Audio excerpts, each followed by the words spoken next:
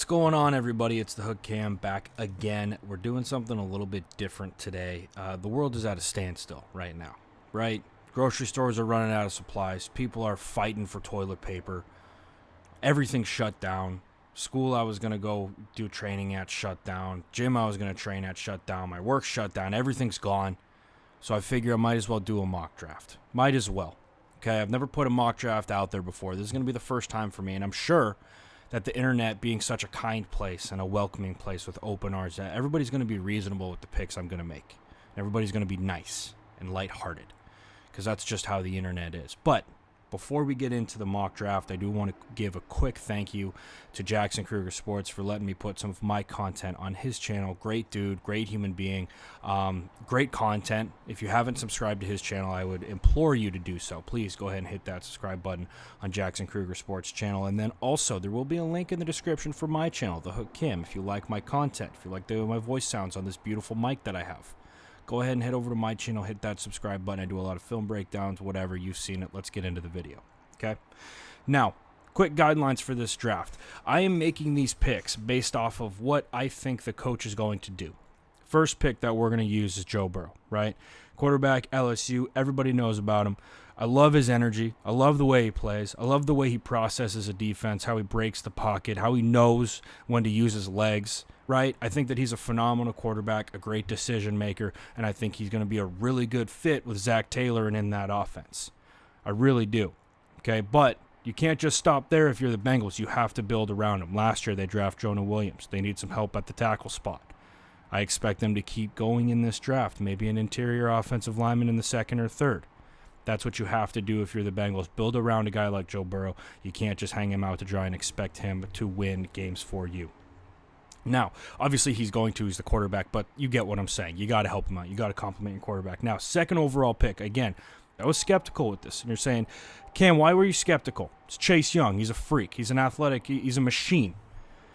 Because the Redskins last year ran more of a traditional 3-4 with your nose tackle, your 4 eyes, or your 5s, depending on alignment. And I was thinking Chase Young is your 4-3 defensive end or edge defender, whatever you want to call it. That's who he is, right? But when you go and you check around on Google, you can see that Jack Del Rio is the defensive coordinator now for the Washington Redskins. And what does he run? 4-3. More traditional with that 4-3. So I think Chase Young fits in right into that Washington Redskins defense. Obviously, the kid's a machine.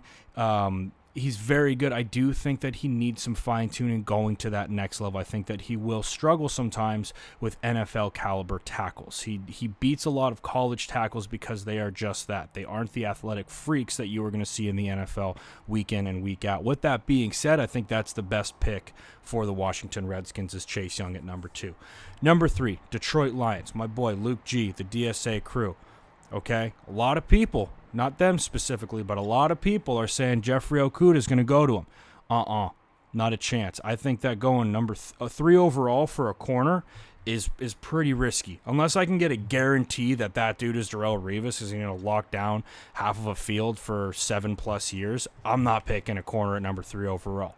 Now, Isaiah Simmons, coming out of Clemson, can basically do everything. This kid, I'm telling you, is one of the most athletic freaks coming into the draft that we've seen. Dude ran a 4.39 40. All right, he's 6'2", 6'3". He's a freak. Love everything about Isaiah Simmons. He can pressure. He can play linebacker. He can drop into coverage. He can do everything. Moving on from Detroit, New York Giants. Okay, Daniel Jones last year in the first round. People are shocked. They're in awe. What are they doing? Danny Jones comes in, doesn't have that bad of a year. I actually didn't mind the way Daniel Jones played. I think he's a rookie. I think he's got a lot to learn. But I do think on top of that the Giants need to put pieces around him. And I think that this pick is going to cause some people to scratch their heads. Now, roll with me on this. Andrew Thomas coming out of Georgia. I think that he is the most polished tackle coming into this draft.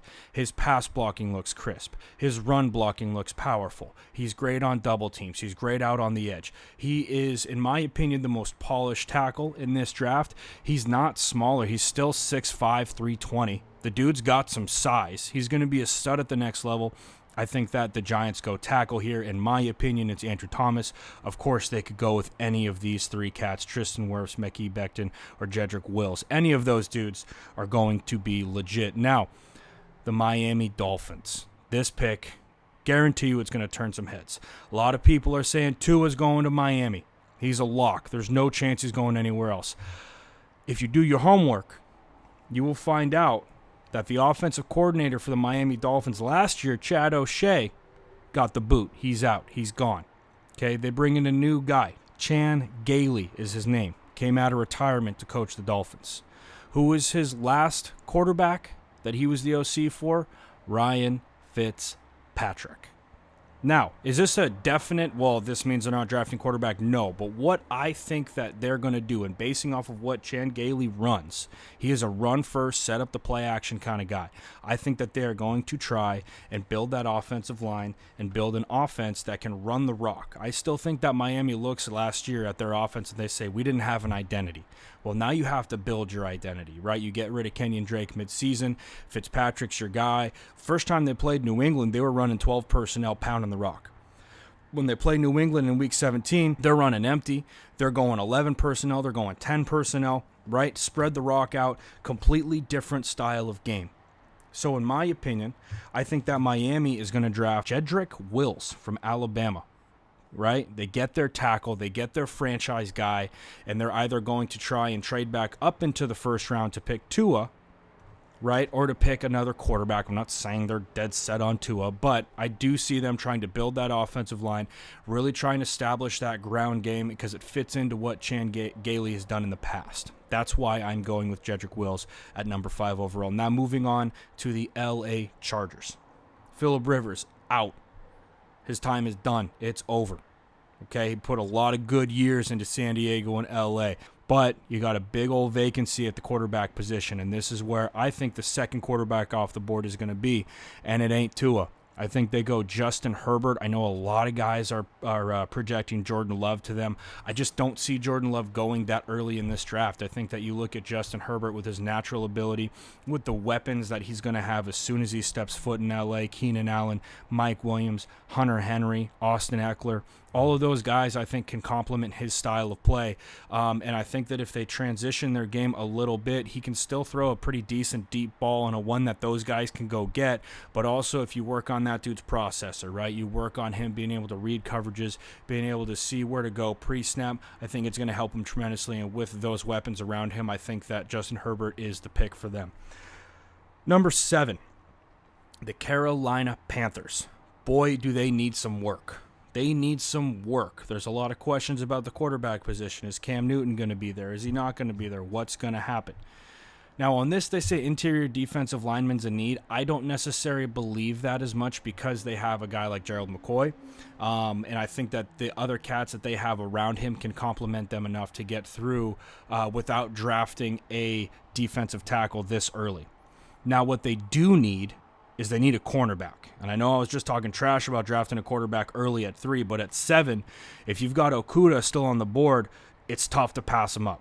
Okay, this kid's a stud. He's very, very good. He's great at man coverage. He can play his zone, but I think that he fits into what they want to do in Carolina. Again, they have a new DC coming in. They got the guy from Baylor, and at Baylor, when you're in that Big 12, you're going to run a ton of cover 4 because you don't want to get burned, right? You're dropping your corners, dropping your safeties, dropping back into coverage. You're going to rally anything underneath. I think Okudah can do that, but he can also man up with guys if need be, and I think that that is a massive need on their defense. I would not be surprised if Okudah's there at 7 to see the Panthers go with him. Now, moving on to the Arizona Cardinals. Now, for some reason with Arizona, everybody keeps mocking them a receiver, and I think it's because they think that Cliff Kingsbury just wants to throw the rock, and he's got this air raid, and I've said this before, and if you haven't heard me say it, there's no such thing as a true air raid offense anymore. True air raid offense, the offensive line's at about 2 to 3 foot splits, sometimes even wider. They rarely run the rock. When they do, it's inside zone, and it's all quick passing, a little bit of vertical stuff, but there's no such thing. And I'm talking we're throwing the rock 70 times a game. They don't do that in Arizona. Yeah, they'll throw it 40 or 50, absolutely, but 70 times a game they're not going to do. There's no such thing as the true air raid game anymore, and I think that's why people get so hung up with, oh, the Cardinals are going to draft a receiver. When you look at their depth chart, they have decent receivers. They have Larry Fitzgerald. They have Andy Isabella. They have Christian Kirk, right? After that, yeah, there is a little bit of drop-off, but it's nobody who you can't work with and win with. However, when you look at their defensive line, that's when things start to get a little bit iffy. You have your defensive tackle, right, because they do run more of like a 3-4-ish, right, with their outside backers, quote-unquote, being a guy like Chandler Jones. Although we all know Chandler Jones is coming after the quarterback because he's going to get 15-plus sacks a year. Now, in the middle of that defense, if you can create mismatches up front, and if you can have a guy who's a two-gapper, right, and a guy who can play both A-gaps, or a guy who can really get some penetration up front, I think that you have to take a guy like that. Now, Derek Brown is the guy who I really think that they're going to end up with. Javon Kinlaw, I would not be surprised to end up there either. Both of those guys, 6'5 plus, 3-ton plus, they can both play that position. However, right now, if I had to pick, I say Derek Brown. I think that he's the more athletic of the two. However, Javon Kinlaw's not much farther behind that. I just think that he fits their team needs, and he addresses the side of the rock that they need help with. Their offense is going to figure itself out. Cliff Kingsbury is an excellent game planner. He's excellent at his in-game adjustments. And I think that they still will address a position like receiver or running back later in the draft. I just don't see them doing it at 8 overall, especially after they went and they re-signed their tackle DJ Humphries. I just don't see them going and taking a receiver or a tackle. I think that they address the defensive side of the football. Now, the Jacksonville Jaguars, if they don't pick a corner here, you have to wonder what's going on with that system. You have to wonder, because corner is hands down the biggest need that they have right now. Who they pick is either a CJ Henderson or a Christian Fulton. I, in this situation, pick Christian Fulton. I just think that LSU guys tend to be a little bit more ready for the NFL once they get there.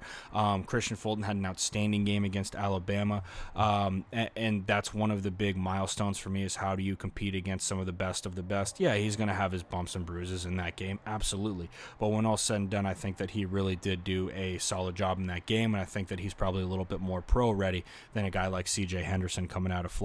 Now, moving on to the Browns. Okay, the Cleveland Browns have to address the tackle position. They absolutely have to, right? They go and they spend a pick on a guy like Baker Mayfield, which I like. I enjoy that. I think that's a good pick. You can't just throw Baker out there, give him no offensive line or a subpar offensive line and subpar play calling and expect him to go and win games for you. You have to build around him, and that's exactly what I see the Browns doing with this pick, and picking a Midwest guy like Tristan Wirfs here from Iowa. Just an absolute man of a human being. 6'5", 322, as you can see right there. I think that he also fits what Kevin Stefanski wants to do over there, and a little bit more of that power running game, which obviously is what they do at Iowa. And then again, having Baker be able to set up that running game to help out his play action and that vertical passing. I think Wirfs fits right into what they want to do, and definitely it's a position that I see them taking with that 10th overall, whether it is Wirfs or a Becton or whoever's available. Now, 11, the New York Jets. Kind of in the same position as the Browns, right? Kind of in the same position. Depending on what happens with the whole Robbie Anderson thing, if he walks in free agency, I could see them going and taking a receiver early. However, in this position, I do see them addressing tackle again, and I have seen Mekhi Becton mocked to them a couple of times, and I'm right in line with that. I completely agree. You have to draft tackles. You have to help out Sam Darnold. And now moving on to the Oakland Raiders, just stockpiling first-round picks. I respect the hell out of that if CeeDee Lamb could fall to the Raiders, and that's exactly what I could see happening in this situation, right? Really, when you step back and look at this whole thing, when you look at the need and the talent there, yeah, CeeDee Lamb's a stud, and if there is one of these other 11 teams who look at whoever's best available, quote unquote, and they say CeeDee Lamb's our guy, then yeah, he's going to go earlier. But I do see a situation in where he does fall to the Raiders, and that helps them out tremendously. They need to put weapons around Derek Carr. They have to. He's a good quarterback. I think that he is going to stay in Oakland. I do think that they build around him. Maybe they bring a guy or two in free agency, but I do think that drafting a guy like CeeDee Lamb and really that's going to help open up Gruden's offense. Ground and pound, right? Just like the Browns, just like what I saw with the Vikings last year. They like to set up the run, to set up their play action, right? Pound the rock with a guy like Josh Jacobs, set up those shots downfield, and when you have a dude who's such an electric playmaker, I'm sure you guys will. So, Moving on to the Colts. Weird spot for the Colts. You signed Jacoby Brissett last year. You go and you take a quarterback this year. I didn't see enough from Jacoby Brissett last year to make me say he shouldn't play again for the Colts this year. I still think that they're going to roll with Jacoby Brissett, and I do agree with what this says as far as team needs. That outside of T.Y. Hilton, who do they really have as their go-to guy? And that's exactly what I see them picking here. I see them taking Jerry Jeudy in this position. Henry Ruggs or Jerry Jeudy, pick one in this situation, because both of those guys can make an impact early. Both of those guys, I think, are very good football players, and who are going to help whichever team's available or whichever team they go to them immediately. But in this situation, I see them taking Jerry Jeudy and him doing very well in that system out in Indianapolis. Now, moving on to the Tampa Bay Buccaneers, this one could turn some heads, and again, this is subject to change because free agency hasn't happened yet. Jameis is out, okay? Allegedly, there's rumors that Tampa wants in on Brady. Then at the same time, I read another article that says they're basically going to sign Teddy Bridgewater. Now, if everything stays the same and Tua's there for you at 14, I think that they take him. Bruce Arians is going to work with a guy like Tua. He's going to really refine him and make him a legitimate pro quarterback. Help him out with how he's processing plays. Help him out with how he's running his offense. I think that Tua would be a good fit in Tampa Bay. I think that they've got receivers who can stretch the field. A guy like Mike Evans, a guy like Godwin, right? O.J. Howard, right? You got to establish that running game a little bit more. That offensive line isn't horrible, but it does need work, absolutely. But I do think that Tua to Tampa Bay in this situation, if he's available, 100% could see him going there. Now, Denver Broncos at 15. Tackle or receiver, that's really where I see them going this early. And the reason why I don't say defense this early is because when you sit back and you look at the talent available, right? Remember when I was talking about best talent available in this situation, I really think Henry Ruggs is the best talent available at this point. Now, this is subject to change because if Chris Harris is out, then you better believe CJ Henderson's going to Denver. I think that they do take a corner early in that situation. But as far as I'm recording this video right now, Chris Harris is not out. He's still in Denver. So you have to help out your boy Drew Lock, right, who had an outstanding last 4 or 5 games of the season. Bring him some more weapons, man. You traded Emmanuel Sanders. We got to go and we got to find a replacement. Henry Ruggs sitting there at 15. You got to take him. Moving on to the Atlanta Falcons.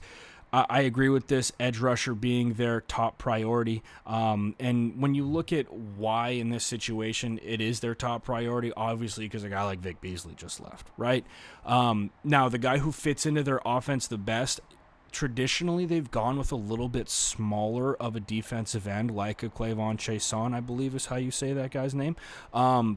And he's a stud. Don't get me wrong. Chaison's an absolute freak. But I think that they are going to try and really anchor down that defense. If I'm not mistaken, they do run a 4-3. And a good 4-3 end has to be a little bit heavier, in my opinion. AJ Epinesa at 280, 6'6", 280. It's going to be tough to find a dude who is as good as him. And the reason why I take AJ Epinesa in this position is because I still believe that he can rush the passer. But I think AJ Epinesa, as far as the whole package, I think he fits a little bit better in Atlanta. Now, moving on to Dallas. And this is one of those situations where so much is up in the air. We don't know what's happening with Dak. We don't know what's happening with Amari. We don't know what's happening with a lot of guys on that team. I believe that they bring back Dak, but they can't bring back Amari Cooper. So in that situation, I think that they go receiver, because when you look at what they're losing a Randall Cobb, and they're losing an Amari Cooper, and they're losing another one of their receivers, so I can't remember off the top of my head. Fuck. Dallas is another one of those situations where there's so much up in the air going into free agency, right? Are they bringing Dak back? Are they going to get Amari back? Now, we got to remember, wide receiver-wise, Amari Cooper, Randall Cobb, and Tavon Austin are all free agents coming out of Dallas, okay? Now, that being said, Byron Jones is also another dude who's coming out of Dallas. I think they make a push to get him back. I think, if anything, it'll be Byron Jones and Dak Prescott, or maybe Dak and Amari. It all depends on what they want to do, and really what Dak is willing to accept. Because we've heard rumors of up to like $33 million. He still said no. Who knows if those are true, though. Now, in this position, I do think that the Cowboys go safety. I think that they take Xavier McKinney out of Alabama. This kid's a stud, right? When we talk about what he can do as a prospect, he can blitz, he can stop the run. He's great coming off of the edge. He's also great in coverage. I think he's a dude who can really plug and play out in Dallas, and I think he'd be a guy who would be a great fit moving out to the Cowboys. So moving on to the second pick for the Miami Dolphins. And again, no trades in this draft. We're just going and picking as it would be. Now, at 18, I do think that one of the next big needs for the Dolphins is at that edge position, right? They already drafted that tackle, and I said with that first pick, I do think that their offensive coordinator is going to stick with Ryan Fitzpatrick, which for at least another year. Right? Maybe 2, but I think that they're trying to set up for a quarterback who is a rookie to come in and play right away with a good amount of talent around him on the outside as far as his receivers go and on the offensive line. So I think with this 18th pick that the Dolphins are going to pick Clavon Chaisson. I'm not sure if I'm saying that right, but Chaisson out of LSU, really good football player. And the way Miami runs their defense, right, they do run a little bit more of a 3-4 with stand-up guys who are technically their outside linebackers. Most of the time they're outside of the tackle. And those are guys who have to be able to rush the passer, move laterally in case they got a jet sweep coming at them, or they're manned up with the back coming out of the backfield, which defenses will do. I think that Chaisson is athletic enough to do that and to be very effective while doing it. I think that he's a very good pick for Miami at 18. Maybe a little bit early than some guys are mocking him, but I do think that he would be a solid fit in Miami. Now, the Raiders' second pick in this draft, right? 7 picks later, we pick CeeDee Lamb on the first go-around. I think that they go linebacker here. Linebacker is a massive need for this defense, though. A massive need for this defense. I think that they pick Patrick Queen out of LSU. This dude's a freak of a linebacker, and I think that if the talent wasn't so good in the earlier parts of this draft, as far as there being 4 or 5 tackles who could be picked in the top 20 or top 15, that he would be getting talked about a lot more. But I think Patrick Queen would be a phenomenal pick for the Raiders. I think he could move in and play in that 4-3 system that they run. He's a great football player as far as inside the box goes and being able to come up and make a play on running downs. And then also he has the athletic ability to get outside onto the edges and the perimeter of that defense and shut anything down coming at him laterally. Now, second pick for the Jaguars in this position. A lot of ways that they can go. Picking Christian Fulton, especially after getting rid of Jalen Ramsey and A.J. Bowie, I don't think there's any question that they had to go corner that early. Now moving on to this second selection, I do think that their interior defensive line needs some work, and I think with a guy like Javon Kinlaw still on the board, that it's almost a no-brainer. I mean, this dude's just a freak, 6'5", 315, as we saw before. Kinlaw can do it all, though, and I think that he's a slam dunk pick for the Jaguars at 20. If I'm a Jaguars fan coming out of this with Fulton and Kinlaw, I'm absolutely ecstatic. So moving on to Philly, a team that needs help in a lot of different areas, but in a weird way is still kind of a contender and can still pop off. I think a lot of it was the health of his receivers last year. But corner is a massive need for this team, and that's kind of what they built that Super Bowl defense around, was being able to have big nasty dudes up front who could get after the quarterback, corners who were good enough to get away with better defensive tackles. But like I said, having corners who were good enough. They didn't have to be outstanding. They didn't have to lock anybody down, but they had to get away with the guys that they had out there, which they couldn't this year. That's why I think with C.J. Henderson here at 21, a really good pick for the Eagles. He's a guy who can man up and basically run with anybody. I love the way he plays. I haven't watched a ton of film on him, but from what I have seen, he's a good pick at 21, and I have seen him getting mocked a lot earlier. But again, going off the film I've seen, if he's playing in the SEC, he's playing a lot of man, he's playing a lot of press, and he's going to be ready to go on Sundays once he gets to the NFL. The Buffalo Bills. This is a team who I really think needs a receiver. You need to start helping out Josh Allen as far as the weapons that he has around him. Now, Justin Jefferson and Laviska Shenault are 2 picks that they could go with in this situation. I think that they go with a guy like Shenault because of his yards after the catch ability. This dude's almost like a running back when he gets the ball in his hands after he makes that catch. He can also stretch the field. I think Justin Jefferson's probably a little bit more of a refined route runner as far as what he did at LSU. I think Chenault's the pick here for Buffalo. The New England Patriots. Just so many. We talk about being up in the air. We talk about trying to figure out the New England Patriots draft pick. It is absolute a crapshoot trying to figure out who the Pats are going to draft every year. I'm a Patriots fan, so every single year I don't even bother with trying to figure out who they're going to pick because most of the time I'm wrong. In this position, because I am doing a mock draft, I think that they still are going to need help at receiver. I think that they do make a move within the next couple of days to try and bring in a receiver for help, but I still think that they're going to try and pick up somebody in the draft. Very un-Belichick-like to draft receivers back-to-back years, so I would not be shocked if they went away from receiver and picked somebody who none of us have ever heard of. In this situation, and in my dream situation, they pick a guy like Justin Jefferson. I loved what this kid did at LSU. I loved the way he plays football. He's 6'3".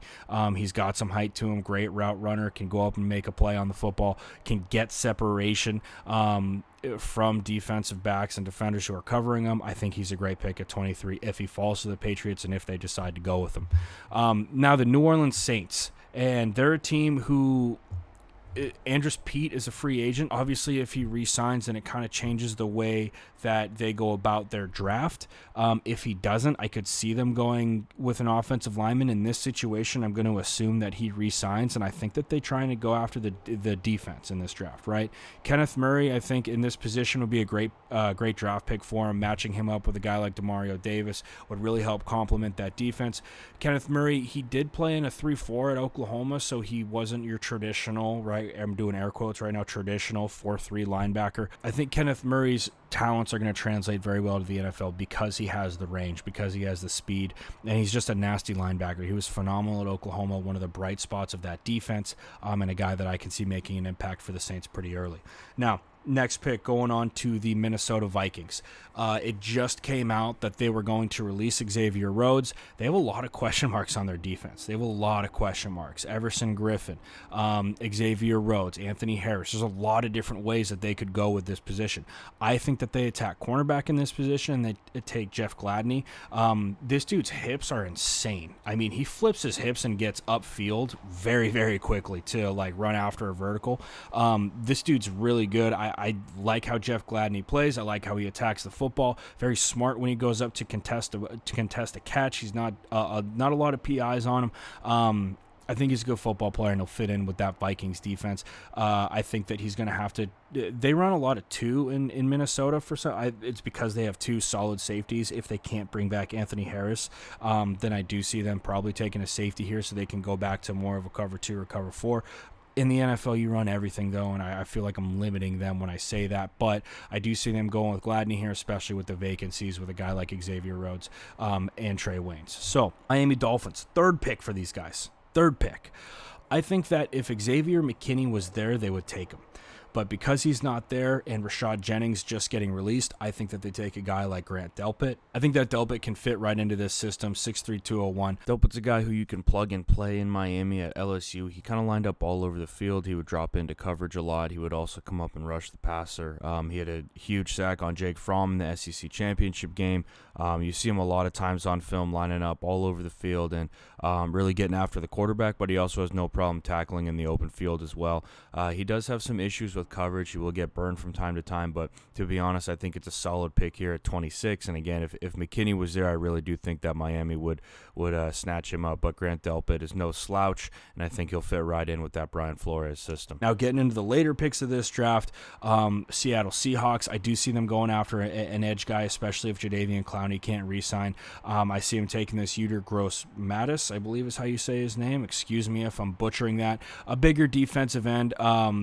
Dude's tall, he's big, he's athletic. He's not to the same athleticism as a guy like Jadeveon Clowney, obviously, but I do think that he can somewhat fill in for that position. If I'm not mistaken, at Penn State, he had his hand in the ground a little bit more than they will have him in Seattle, but you know how Seattle is. They're going to stick with that 4-3. They're going to run their cover 3, and they're going to force guys to try and beat him that way, and I think that he does fit into that situation. He's athletic enough to move laterally, but he's a good football player, and I think that he definitely will translate into that Seattle Seahawks system. Baltimore. With the Baltimore Ravens at this position, Marshall Yanda just retired like 2 days ago. If there was an interior offensive lineman, a center or a guard, who was good enough, and I don't want to say good enough, but who you could justify drafting at 28 overall to go and get, I think they would. But I don't think that there's a dude who is up to that par to go and take a guy in the first round. Instead, I think they go interior, and I think they take Neville Gallimore out of Oklahoma. I absolutely love this kid, and I think he's flying under the radar. Very good at beating double teams, very quick off the snap, great with his hands, good football player who he's going to fall to one of these later teams, and I think he's going to make a pretty decent impact early. Now, moving on to the Titans, the shocker for everybody this year. Their edge is really the one part of that defense that I do think they need to replace.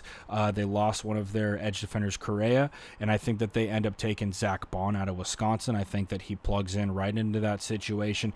They run a 4-man front in Tennessee. I think at Wisconsin, I know they definitely ran a 3-4, and he was one of those outside backers, so they walked up on the ball. But I think that you basically just translate him into a defensive end in the NFL, and he can do exactly what he did at Wisconsin at Tennessee and be very effective with it.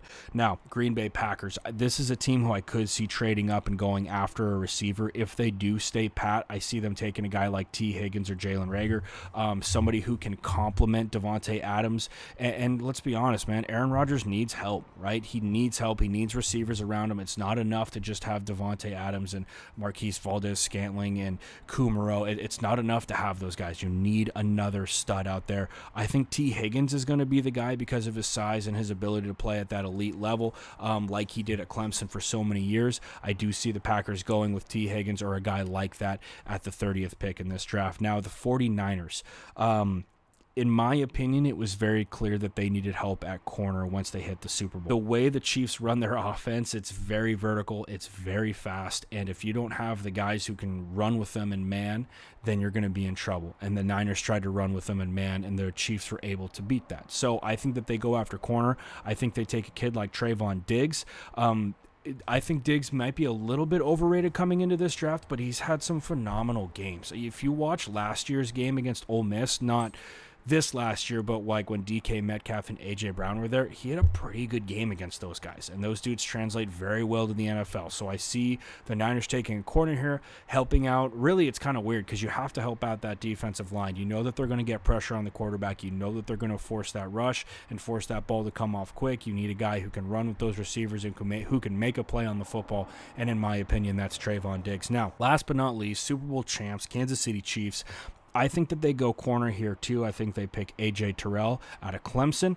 We'll finalize this bad boy. I think they take A.J. Terrell out of Clemson. He fits in with that defense and what Spagnuolo wants to run. They run a lot of fire zones in Clemson, so he's dropping into zone a lot. I think he can translate over into that Kansas City system because Kansas City is going to have to pressure in order to still be competitive, not competitive, but be to that elite level like they were last year. That was why that defense stood up so many times in the postseason, because they were able to pressure. I think A.J. Terrell can fit into that system as a corner, being able to really rally to anything underneath, but still run with guys who are going vertical, which is exactly what the other corners on Kansas City did. And I think that he would fit in really well with that Kansas City defense. So, with all that being said, guys, this is going to be a longer video. I hope you enjoyed. Obviously there's going to be a lot of stuff that goes on in between now and the draft as far as free agency is concerned. Who knows what's going to happen and who knows how this thing's going to shake out. But this is just the first version of my mock draft. So let me know in the comments below what you think about the picks that I made. Let me know if you think I'm insane. What you think that I did wrong or right in this position. I'm open to everything. I'm sure you guys will all be super kind and nice about it as well. So with all that being said, everybody, I'm the Hook Cam. Thank you for lending me your time today. I hope you enjoyed. Once again, thank you to Jackson Kruger Sports for letting me put out a couple of videos on his platform. Like I said, great dude, great human being. If you haven't already, subscribe to his channel. And of course, the Hook Cam, my channel, it'll be in the description below. Go ahead and hit that link, drop a like, hit that subscribe button. I appreciate all you guys, and I will see you next time.